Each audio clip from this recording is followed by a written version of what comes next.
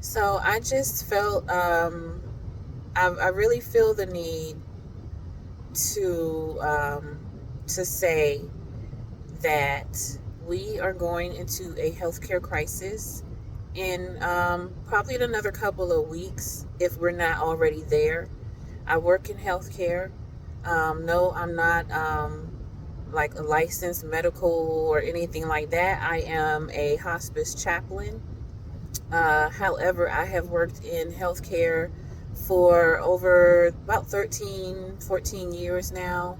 And so um, it is my it is my expert opinion that we in this country are going to see a really bad healthcare crisis within the next couple of weeks, if not within a month.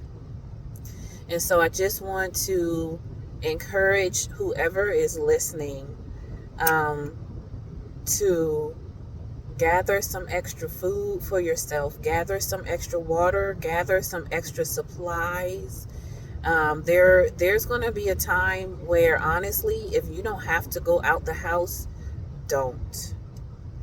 Um, what I'm hearing in my weekly meetings and just observing what's going on, in the news and on social media. And what is disturbing to me is that no one is talking about this health crisis that we could possibly have. I'm not gonna say, oh, we're definitely gonna have, but yeah, I've been in this for a long time. We're looking at a really serious health crisis, and I know that I said that I was going to start putting out new, more positive stuff every day, but I felt like it's important for me as a healthcare professional to just put out what I know, and it's very limited. I just know what I hear in our meetings. I know what I'm seeing, and I know what the spirit is telling me. And I just want to encourage y'all. You know, they're cutting vaccines. They're not reporting on. COVID is a hospice diagnosis. So let that sink in. COVID is a hospice diagnosis now. It has always, not always, but it has been a hospice diagnosis. I don't know how long, but I've heard it a lot this year. And so look out for yourselves, look out for your families, make your fire cider, stock up on, whatever medications you think you're going to need, whatever supplies you need. If you can afford extra food, do it. If you can afford extra water, buy it.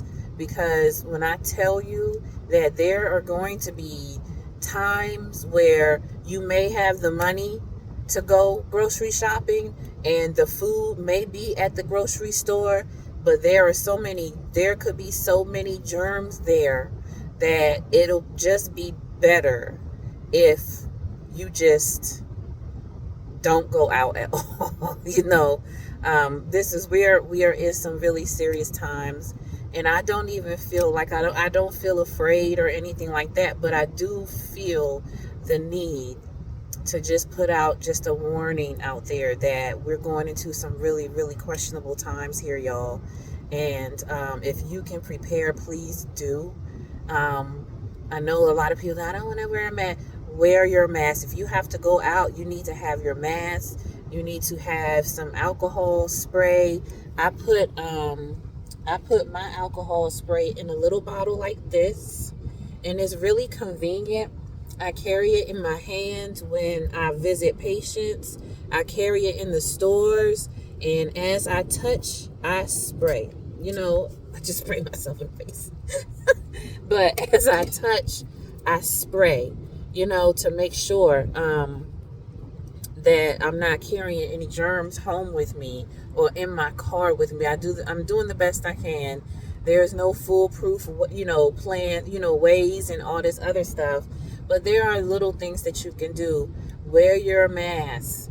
At this point, I can't even remember the names of these masks, but This is a N95 mask. You can wear the regular surgical mask, the one that's easier to breathe in. They also have the KN95 mask that come out and it offers a little more air inside of your mask for you to breathe a little freer. But yeah, get your alcohol. Get your if you don't want to use alcohol. A lot of people alcohol, and I use 90% alcohol because I don't play if it's not 91% proof alcohol or more. I don't use it because the alcohol really cleans a lot of germs, not all of them but a lot. I carry this in my car for when I run out. In my little ones, I can easily refill it. But taking out a extra pair of clothes, have a bag by your door, or if you have a garage, have a bag in your garage, or a laundry basket that's just for your outside clothes. I would not even wear my outside clothes in the house, and I'm talking about like my trajectory, because I mean with my experience working in healthcare, it usually happens pretty early. We are already in September, y'all, and the weather is already cold. It's, well, not cold, but the weather is already cool.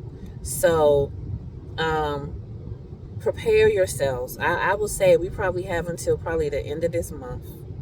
My kids are in groups and stuff, and I am sincerely all them lantern fly. Oh my God, they're lined up on the tree. Anyways,